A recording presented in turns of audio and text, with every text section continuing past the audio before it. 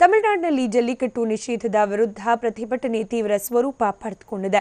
ಪಾರಂಪರಿಕ ಕ್ರೀಡೆಗೆ ಅನುಮತಿ ನೀಡಲೇಬೇಕು ಅಂತ ಆಗ್ರಹಿಸಿ ಲಕ್ಷಾಂತರ ವಿದ್ಯಾರ್ಥಿಗಳು ಬೀದಿಗಿಳಿದಿದ್ದಾರೆ. ವಿದ್ಯಾರ್ಥಿಗಳ ಪ್ರತಿಭಟನೆ ನಿಯಂತ್ರಣ ತಪ್ಪಿರುವ ಹಿನ್ನೆಲೆಯಲ್ಲಿ ಇವತ್ತು ಸಿಎಂ ಪನ್ನೀರ್ ಸೆಲ್ವಂ ಪ್ರಧಾನಿ ಭೇಟಿಯಾಗ್ತಾ ಇದ್ದಾರೆ.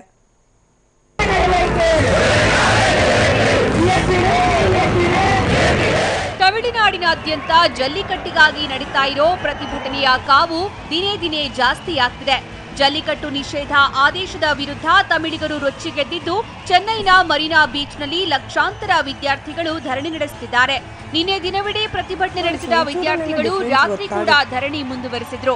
ರಾತ್ರಿ 11 ಗಂಟೆ ಸುಮಾರಿಗೆ ಪ್ರತಿಭಟನೆ ತೀವ್ರಗೊಂಡ ಹಿನ್ನೆಲೆಯಲ್ಲಿ ಪೊಲೀಸರು ವಿದ್ಯಾರ್ಥಿಗಳ ಮೇಲೆ ಮತ್ತೆ ಲಾಠಿ ಚಾರ್ಜ್ ಮಾಡಿದ್ರು.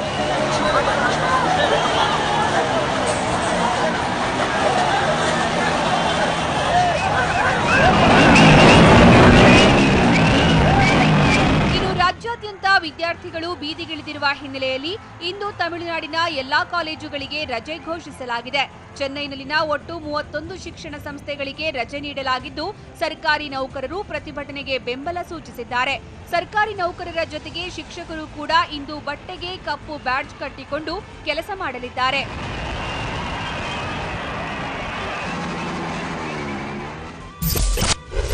ರಾತ್ರೋರಾತ್ರಿ ದೆಹಲಿಗೆ ತೆರಳಿದ ಪನ್ನೀರ್ ಸೆಲ್ವಂ.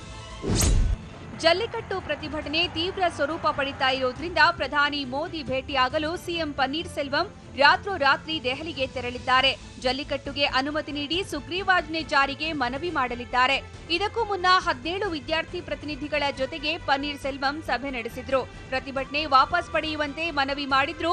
ಮುಖ್ಯಮಂತ್ರಿಗಳ ಮಾತಿಗೆ ಕಿಂಚಿತ್ತೂ ಬೆಲೆ ನೀಡದ ವಿದ್ಯಾರ್ಥಿಗಳು ಪ್ರತಿಭಟನೆ ನಿಲ್ಲಿಸೋದಕ್ಕೆ ಸಾಧ್ಯವಿಲ್ಲ ಅಂತ ಹೇಳಿದ್ರು.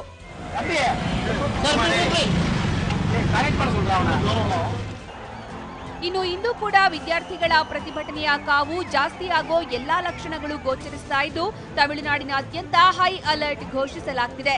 ಒಟ್ಟಾರೆ ಜಲ್ಲಿಕಟ್ಟು ಬೇಕೇ ಬೇಕು ಅಂತ ಪಟ್ಟು ಹಿಡಿದು ಕುಳಿತಿರೋ ತಮಿಳಿಗರು ನಿಷೇಧ ತೆರವಾಗೋವರೆಗೂ ಕದಲಲ್ಲ ಅಂತ ಹೇಳ್ತಿದ್ದಾರೆ. ಇಂದು ಪ್ರಧಾನಿಯನ್ನ ಸಿಎಂ ಪನ್ನೀರ್ ಸೆಲ್ವಂ ಭೇಟಿಯಾಗಲಿದ್ದು, ಮೋದಿ ಅವರು ಸಮಸ್ಯೆ ಬಗೆಹರಿಸ್ತಾರಾ ಅಂತ ಕಾದು ನೋಡಬೇಕು. Bureau report, TV9.